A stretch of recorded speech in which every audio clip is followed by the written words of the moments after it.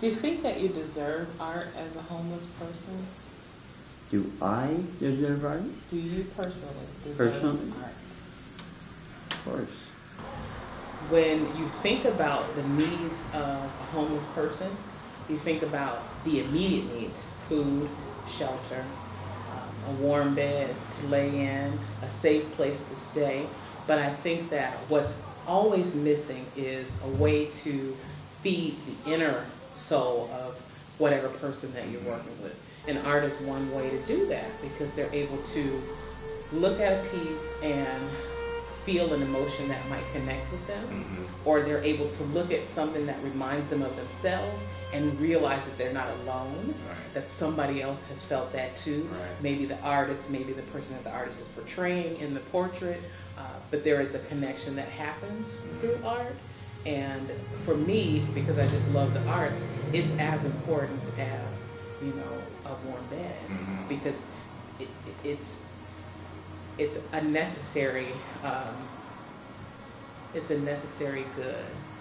I thought that this would be an opportunity for us to provide art to the artless, because everyone deserves the right to be around beautiful things and to see color and to feel.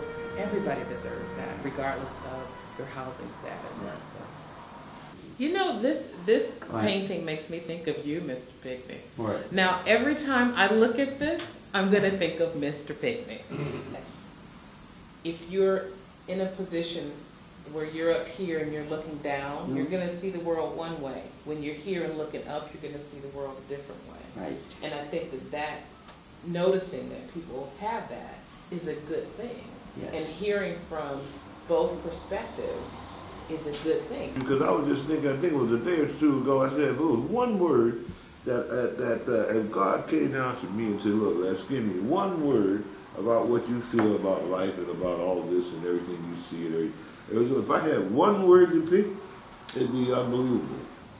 When I can look at a piece and feel what the artist might have been trying to say, or it connects with an emotion that I might have, it just makes me happy. Just does. Because a person is homeless right now does not mean that they were always homeless, nor does it mean that they don't already have culture, nor does it mean that they don't already appreciate things like art. What it means is that they're in a place where they lack housing, permanent housing. That is the whole definition of homeless, period. And so being here does not and should not mean that you don't still get to access those parts of your life and those parts of who you are. And I think that the art is one way of saying we acknowledge those other parts of who you are. We acknowledge that. We understand that you understand beauty. We get it. Anguish. And the piece depicts this man who is, you can almost hear it when you look at it. And I say that to people and they're like, what? You can hear the art? Kiantha, that might be you. You're a little crazy. But it's true that you can see this man and he is clearly in duress and, stressed out and just can't handle another thing. And so the connection happens for the man in that instance. But beyond that, it shows him there are other people that have felt this too. Right. I'm not the only person that feels like this is the end of the world. I'm not the only person having a bad day. People do understand what I'm going through. Right. And so there's a connection piece that happens related to art as well. And looking at your pieces where I can see that wrinkle. I can see your face frowned up in a way that you're thinking. I can imagine what that man is thinking in that portrait, or what that woman is feeling, or I can see the fear in her eye. That to me is alive, and it is art as best. And so I think that's what connects me to you as an artist, and it's what I think is the best type of art to share in agencies like this. In a project like this, you want pieces that people feel, not just something that they look at and say, oh, that's pretty, I guess. But something that they can look at and say, oh, he was sad. I've been sad. Right. Or she's happy. I felt that way. or she looks like she has everything together. I'm not there. Like, that is to me what I love about the possibility of bringing this art to everyone. Right. Anybody who knows me will tell you I have lots of opinions. So this is my opinion. It's bigger than just the moment, because what happens in the moment is that you get to look at a piece and identify with that piece, right? But what happens beyond that moment is you get to feel worthy of experiencing that art and that beauty.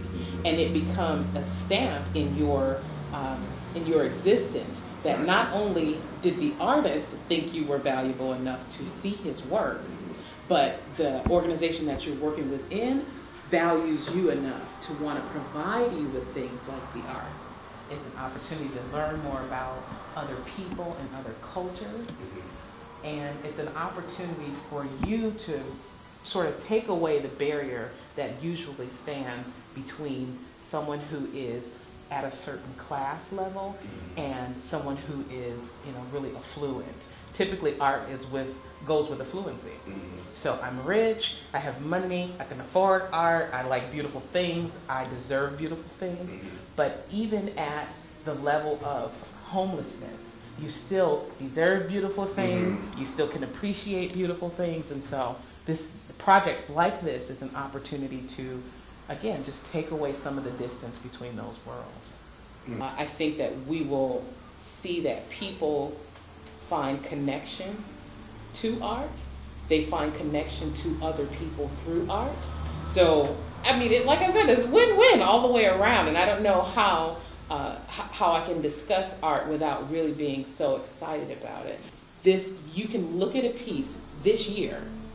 20 years from now, that same piece will exist, and other people will see it, and they will feel whatever they feel at 20 years from that. And so being able to provide art is really a form of leaving a legacy that is lasting beyond what our bodies will be here to see. That's good. Appreciate that. Wasn't that great? Yes. This is awesome. It makes no sense. It just makes sense. It comes together. That makes me want to cry. You make me want to cry.